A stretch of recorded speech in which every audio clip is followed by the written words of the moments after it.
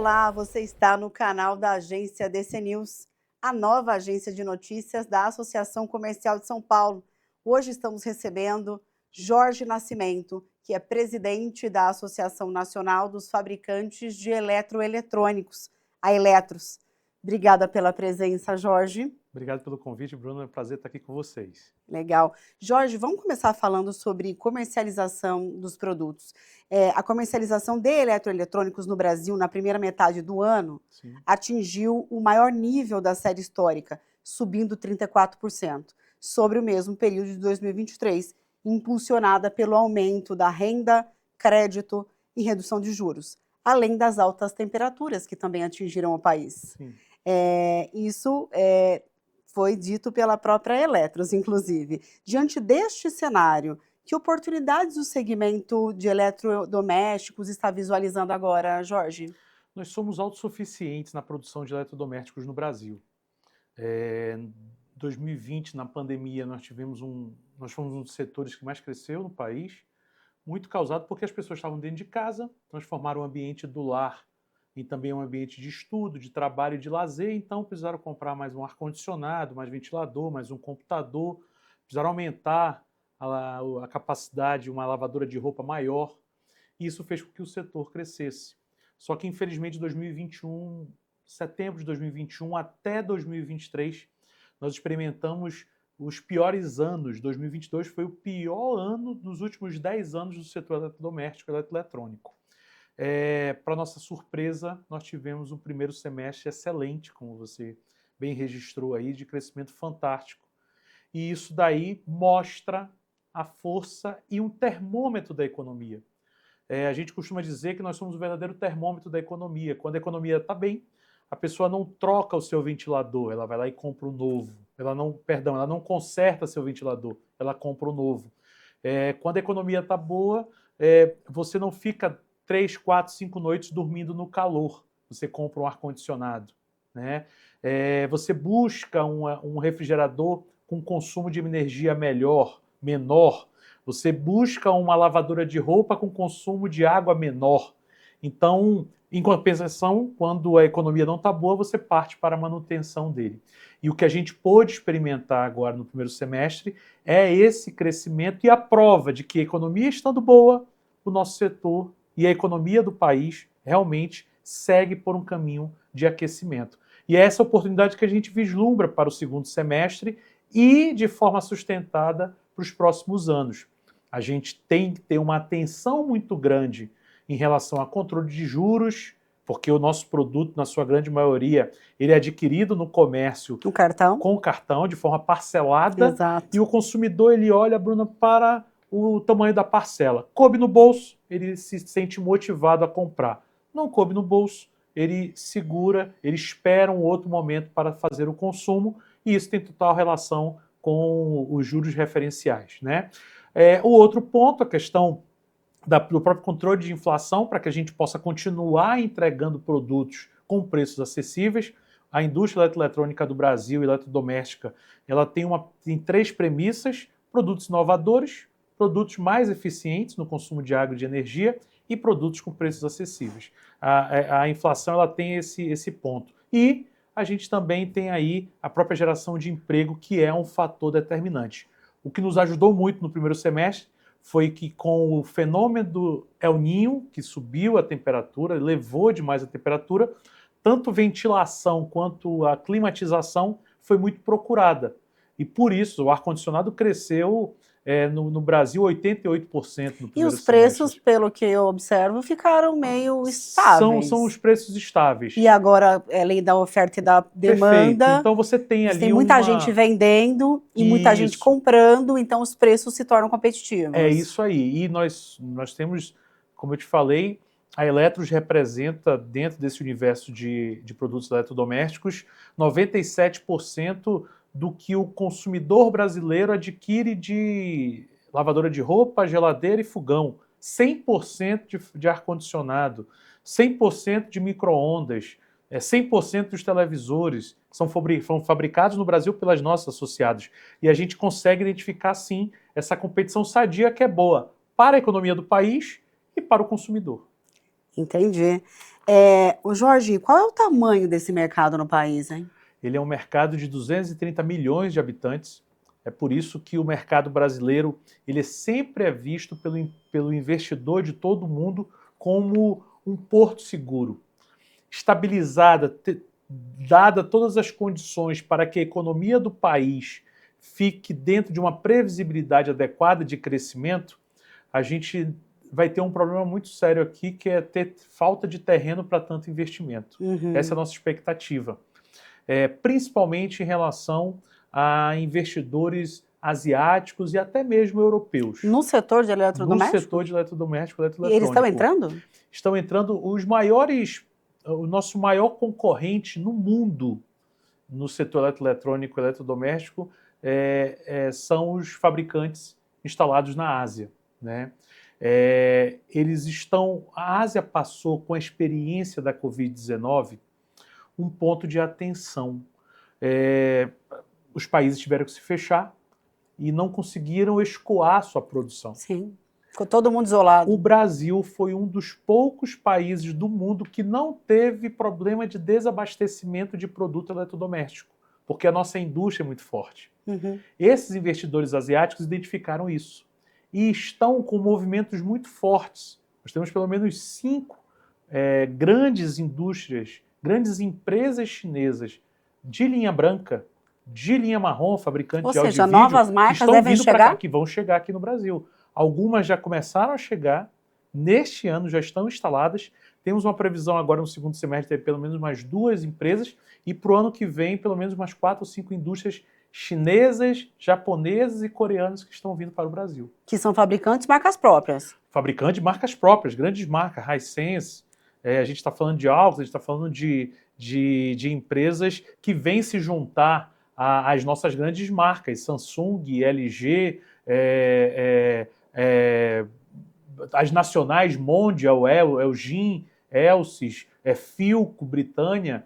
Então, o Brasil é um mercado extremamente próspero para o setor eletrodoméstico. Só para você ter uma ideia, pouca gente sabe, nós tivemos aí um crescimento de 88% na produção e venda de ar-condicionado no primeiro semestre. Calor, muito calor. Muito calor, temperatura elevada, as pessoas acabam buscando, porque o ar-condicionado ele não é uma máquina. Ele é algo que te proporciona conforto, bem-estar. Nós mesmos estamos aqui no ar-condicionado. Ar-condicionado. E é durável. Durável, com consumo de energia muito menor do que se tinha no passado. Exato. Com gases refrigerantes muito menos poluentes do que nós tínhamos no passado e que o preço dele está estabilizado. Porque nós temos 17 fabricantes no Brasil. O segundo maior centro produtor de ar-condicionado do mundo é o Brasil. Nós só perdemos para a China. Refrigerador, nós temos as 7 maiores empresas do mundo de refrigeradores instalados aqui no Brasil. O brasileiro gosta muito de eletrodoméstico. O brasileiro tem não só uma paixão pelo eletrodoméstico, como ele é extremamente rigoroso na qualidade. Por isso que o que é produzido aqui, ele não está distante de produtos que são fabricados fora, como ele serve de benchmark para novos lançamentos para o resto do mundo. Então, o que acaba acontecendo? O ar-condicionado, voltando, ele cresceu 88%, mas somente 17% dos lares brasileiros têm ar-condicionado. Ou seja, nós temos aí 80% de um mercado a ser explorado. A gente tem um problema social bem grave. Isso. Enfim, a gente não consegue colocar todo mundo nessa conta. E é por isso que nós estamos conversando com o governo federal para que a gente tenha uma política de facilitação de acesso a produtos eletroeletrônicos, e principalmente aqueles com mais eficiência no consumo de água e de energia. Por esse ponto que você, de forma inteligente, considerou. Nós temos uma realidade social e econômica do Brasil muito discrepante. Entendi. Nós temos uma pouca parte da população com condições plenas de adquirir esses produtos. Mas uma imensa maioria, a massa, ela não tem. Só para você ter uma ideia, no setor de refrigeração, a classe C e D já representou 30% do nosso mercado. 30% do que a gente vendia era pela classe C e D. A massa da população. Hoje, essa população, essa parcela corresponde somente a 11% do nosso mercado. Ou seja, a massa da população tem dentro de casa refrigeradores, fogões e lavadoras, tanquinhos, antigas, de mais de 10 anos. A gente precisa fazer com que políticas públicas sejam estabelecidas. Novamente, porque já existiram. E esses 30% é em decorrência dessas políticas públicas lá de trás. E vocês têm conversado com o governo na tentativa de retomar esse tipo de programa? Temos conversado com o Ministério do Desenvolvimento, Indústria e Comércio, o próprio ministro Geraldo Alckmin, o secretário Márcio Elias Rosa, o próprio secretário da Indústria, o Wallace Moreira, para que a gente possa tentar construir os melhores caminhos aí. O próprio presidente da República é muito sensível à linha branca, sempre teve muita atenção, porque entende que ele é um fomentador da economia. Então a gente está dialogando, buscando a melhor forma, qual o melhor formato dessa política de estímulo à aquisição de produtos mais eficientes. Perfeito. Fator China para os eletrônicos, tem como comentar? Tem. A gente tem no investidor chinês um grande parceiro. O Brasil está aberto, nós temos políticas industriais estabelecidas que garantem previsibilidade e uma segurança jurídica. Dentro da Eletros, a gente tem um diálogo muito forte com o poder público, com o Ministério da Indústria, com o Ministério do Meio Ambiente, Ministério de Minas e Energia, que são os que principalmente tocam e traçam as políticas públicas para o setor eletrodoméstico e eletroeletrônico, como também temos uma relação muito forte com o Inmetro, que ele é que regulamenta o dia a dia do nosso setor. A própria Superintendência da Zona Franca de Manaus é onde também está concentrado muito o setor eletrodoméstico do país. Enfim, nós temos uma rede de relacionamento e um diálogo muito franco. Para o investidor, nós temos o melhor ambiente. O que temos de ter com muita atenção é um importador. Mas o importador PJ, o cara da indústria? O importador, aquele que traz o produto importado aqui, gerando emprego lá fora, gerando imposto lá fora. Uma das nossas missões é fazer com que este importador, esta marca que está lá fora e está exportando para o Brasil, ele venha para cá, para que ele venha produzir aqui. E aí se inicia, a partir da indústria, o ciclo virtuoso. Se eu tenho maior produção, eu vou ter que empregar mais pessoas. Pessoas mais empregadas terão dinheiro, nós teremos dinheiro circulando no mercado, que vai comprar mais produtos, e comprando mais produtos, eu tenho que produzir mais, eu vou ter que empregar mais. É o ciclo virtuoso. Setores eletrodomésticos e eletroeletrônicos, qual é a média? Quanto emprega? Hoje, os associados elétricos, e aí a gente está falando de 33 empresas, que são as maiores e mais importantes do país, nós geramos mais ou menos 200 mil postos de trabalho no Brasil todo. A Eletros tem a sua sede em São Paulo, aqui em São Paulo, mas nós temos associados instalados em 11 estados do país, em todas as regiões, da região norte ao sul, passando pelo centro-oeste, nordeste brasileiro. Nós representamos 3,3% do PIB da indústria. É algo bem importante. E a nossa importância ela vem por 2 pontos principais. Primeiro, que o eletrodoméstico e o eletroeletrônico está na casa de todo mundo. Seja do mais pobre ao mais rico, tem um produto eletroeletrônico. Ou seja, nós estamos na casa de todos os brasileiros. E isso mostra a nossa relação com eles. E o segundo ponto é esses 3,3% do PIB da indústria, que mostra a importância para a economia dos nossos produtos. Então, é um mercado realmente brasileiro muito atrativo para novos negócios. E é preponderante para o varejo. Na verdade, nós produzimos e o varejo que entrega. Exato. Né? Às vezes, nos comentam muito qual é a relação da indústria com o varejo. Nós sempre vemos o varejo como nosso principal parceiro. Ele é que está no ponto de venda mostrando o nosso produto. Ele é que está ali na ponta entregando ao consumidor, convencendo o consumidor. Lógico, a indústria faz a parceria de comunicação, de apelo de venda, de inovação tecnológica, mas quem está na ponta entregando, dialogando com o nosso consumidor é o varejo. Nós somos grandes parceiros. Perfeito. Reforma tributária. Qual é a análise do segmento? Qual é o impacto disso? Vai ter impacto para o consumidor final? A reforma tributária ela surgiu com a proposta principal de simplificar todos os procedimentos que os setores produtivos e o próprio consumidor, né, a própria população de um modo geral, acaba tendo ali de algum tipo de dificuldade, o que chamavam de manicômio tributário, uma loucura o que acontece. A gente vai em alguns países, você compra um produto, se quer desistir dele meia hora depois, a pessoa pede só a nota fiscal, ela cancela no celular e você pode seguir ou você pode comprar um outro.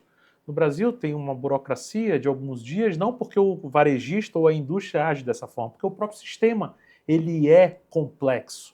E a proposta foi simplificar isso daí, né? Reduzir o custo também, porque é um custo elevado uma empresa ter 40, 20, 30 pessoas para tratar especificamente de tributação.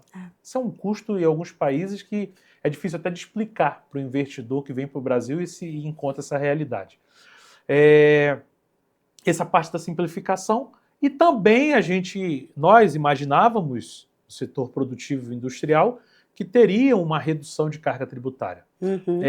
Nós vamos ter, no primeiro momento, até 2038, mais ou menos, 2 modelos em funcionamento, o atual e o que vai estar, que a gente chama de transição, que vai ser o futuro.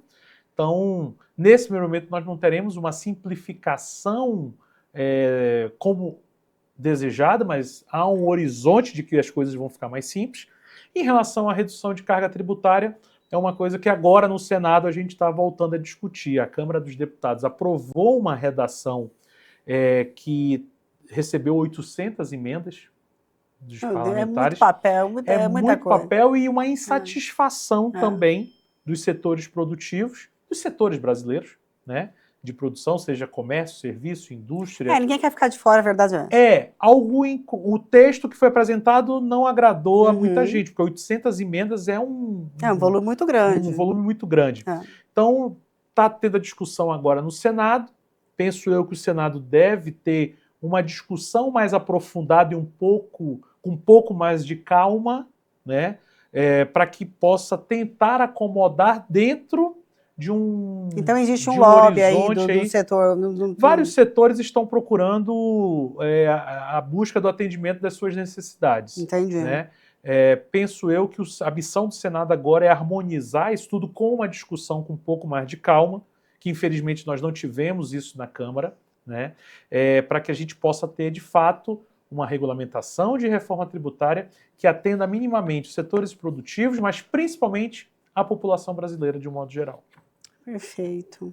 Vocês se reuniram recentemente com o Inmetro, né? E fizeram algumas reivindicações. Sim, o que estava na pauta?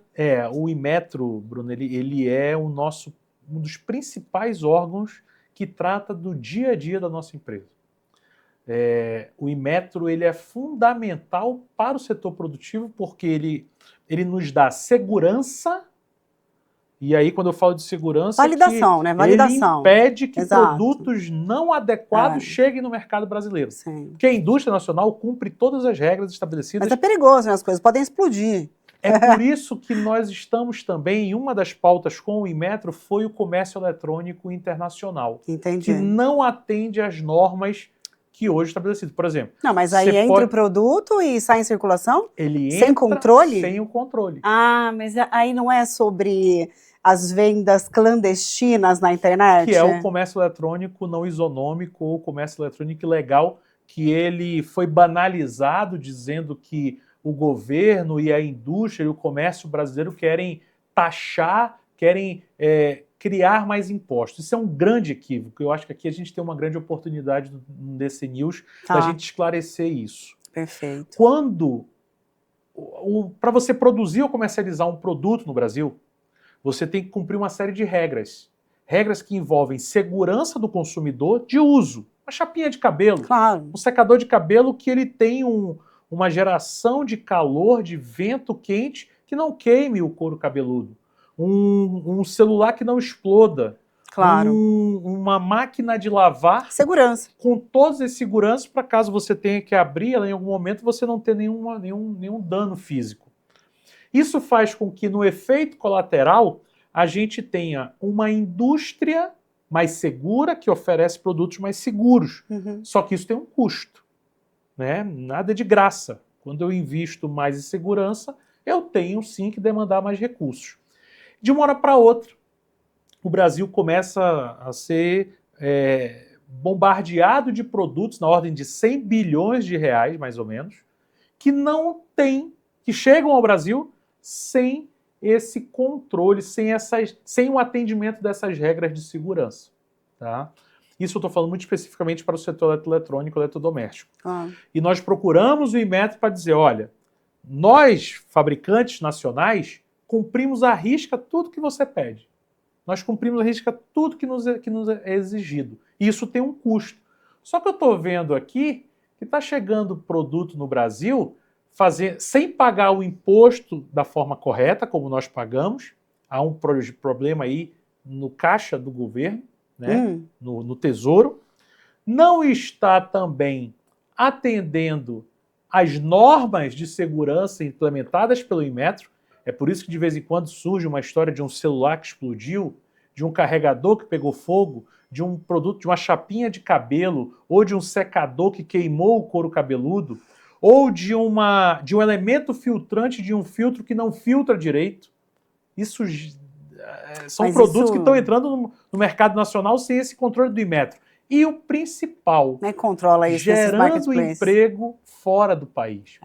E aí, uma dos diálogos com o Inmetro foi na busca de melhorar esse sistema de controle para o importado também. Ninguém quer nada diferente. A gente só quer que o importado cumpra as mesmas regras que nós cumprimos aqui no mercado nacional, pelo fabricante nacional. Vocês sugeriram? Porque como é que controla a entrada desses produtos aqui? Nós atuamos em duas frentes principais, principalmente no sistema de informação do Inmetro, que hoje é o sistema chamado Orquestra, que ele, no nosso entendimento, é um sistema obsoleto, ultrapassado, que faz com que a gente tenha muito mais retrabalho e ele não dá a celeridade necessária e nem consegue filtrar de forma inteligente, com a própria inteligência artificial hoje, essas entradas de produtos no Brasil. Né? Então, ele atende não só ao controle do importado, como também ao nosso dia a dia aqui. Então, uma das pautas com o Inmetro foi essa reformulação desse sistema. O outro foi que o Inmetro, muito focado, e a gente aplaude ele, o órgão, o instituto, no controle de fiscalização prévio, ele estava fazendo com que as nossas solicitações saíssem de 2 horas de avaliação para até 55 dias de avaliação. E você imagina no mercado competitivo, dinâmico, só esse ano, só o setor de televisão, são pelo menos 80 novos modelos que estão sendo lançados. E para cada modelo desse lançado, eu tenho que ter uma autorização do Inmetro.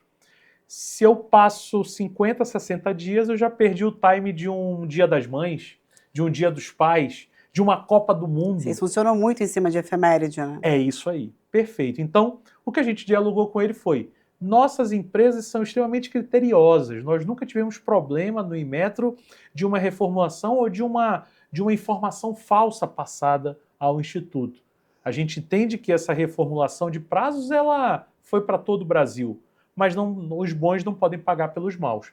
Então, nós estamos tentando construir com o Inmetro o retorno da celeridade com a fiscalização adequada dos nossos produtos. Isso é assim desde quando? Faz tempo que o Inmetro age dessa maneira? O Inmetro já há alguns meses, alguns anos que vem, anos que vem atuando.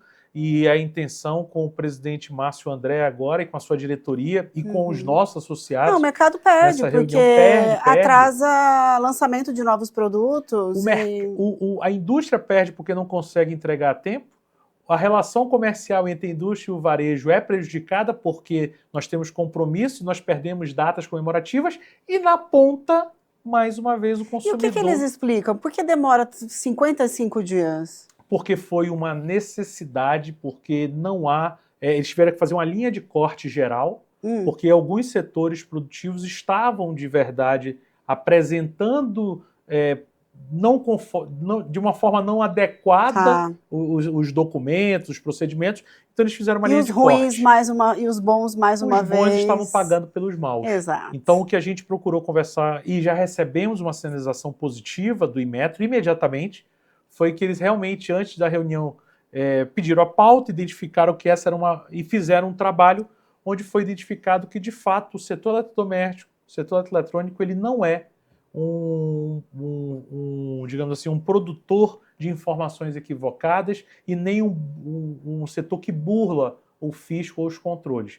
Então, isso daí deve ser revisto, esse controle todo. O próprio sistema já anunciou que o sistema deve ser reformulado, deve ser reconstruído, e essa questão dos prazos deve ser revista.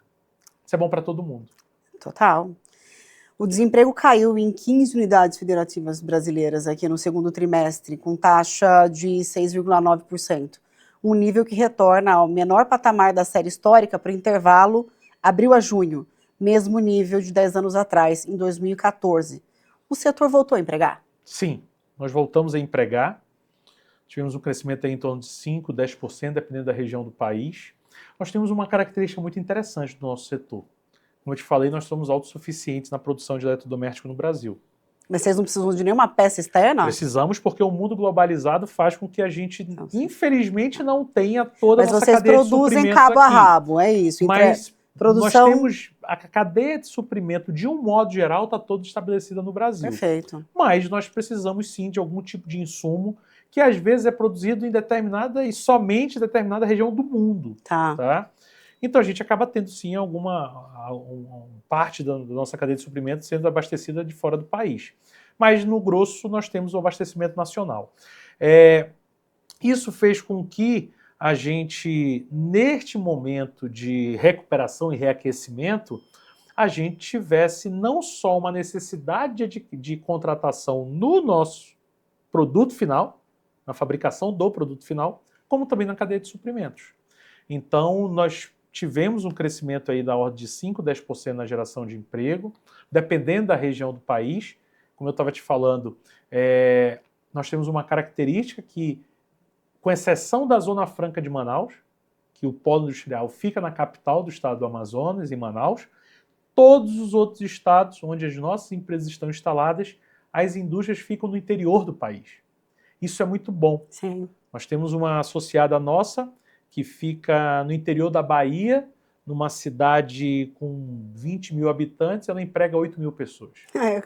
Quase metade da cidade. A população, a mão de obra ativa da população. Tirando as crianças e os idosos. Está toda na mão dela. Tá toda. Né? Olha só a importância da gente desconcentrar o desenvolvimento, né? A gente Sim. levar a indústria para o interior do país. Descentralizar a coisa. Nós temos no sul do país empresas em cidades de 40 a 30 mil habitantes que empregam 2 mil pessoas, 2.500 pessoas. Sim. Ou seja, isso é importante a gente ter essa desconcentração. E quando a gente fala de geração de emprego, a gente, no nosso setor, nós nos orgulhamos de dizer, geramos emprego de qualidade, que precisamos ter pessoal capacitado, treinamos eles e levamos desenvolvimento para o interior do país. No Paraná, em uma das nossas associadas, onde ela está sediada, é forte o agro. E ela é uma das maiores produtoras e fabricantes de fogões do Brasil. Maravilhoso. No meio de muita plantação, nós temos ali uma grande produtora do país de eletrodomésticos. Isso também é um motivo de orgulho. Acho que esse ano vocês fecham bem, né? Vocês estão bem animados. A gente espera que sim, só que depende muito do que vai acontecer agora no segundo semestre, porque o primeiro semestre, como a gente conversou, tiveram os efeitos, os pontos econômicos que nos favoreceram. Então a gente precisa que o segundo semestre também tenha o controle da inflação, tenha a manutenção dos juros em patamares menores, né? Mas nós não podemos perder também o controle fiscal. Total. Então é importante que a gente também mantenha a economia do país não só focada em 2 pontos, mas de um modo geral. E a geração de emprego tem que continuar. Sim. E nós, infelizmente, pelo menos é o que tudo indica, né? Nós devemos ter uma mudança no fator climático. Sai o El Niño, que eleva as temperaturas, e vem a Laninha, que é quando as temperaturas do planeta baixam e tem uma incidência maior de chuvas. E os dois segmentos... Isso vai acontecer agora em 2025? Agora, 2024. Meu Deus. Só que, vamos lá. E isso daí é um fator importante para que a gente possa ter a manutenção. O setor de climatização e ventilação foi o que puxou no primeiro semestre. Sim. E também o de refrigeração, tá? Tivemos um crescimento aí de 13%, porque também ficou quente. Então as pessoas procuraram novos refrigeradores, frigobar, cervejeiras, adegas, para poder também abastecer. Uhum. E isso daí é o que vai depender no segundo semestre, vai ter uma mudança na temperatura do planeta. Só que nós estamos no meio de um inverno e nós tivemos uma frente fria que já está até acabando aqui no sul e sudeste. Então, se mantiver a temperatura quente, como aconteceu no primeiro semestre, a gente pode ter um fechamento aí muito positivo, histórico talvez, do setor eletrodoméstico do país. Perfeito, Jorge. Muito obrigada pela sua presença. Obrigado pelo convite, obrigado pela oportunidade de estar aqui no DC News. A gente fica muito feliz com essa oportunidade, até porque é a indústria, junto com o varejo, proporcionando bem-estar, conforto, comodidade para a população brasileira. E esse é o nosso objetivo, dar voz ao varejo brasileiro. Obrigado pela oportunidade, Bruno. Obrigada, Jorge. Este foi Jorge Nascimento, presidente da Associação Nacional dos Fabricantes de Eletroeletrônicos, a Eletros. Obrigada pela audiência e até a próxima.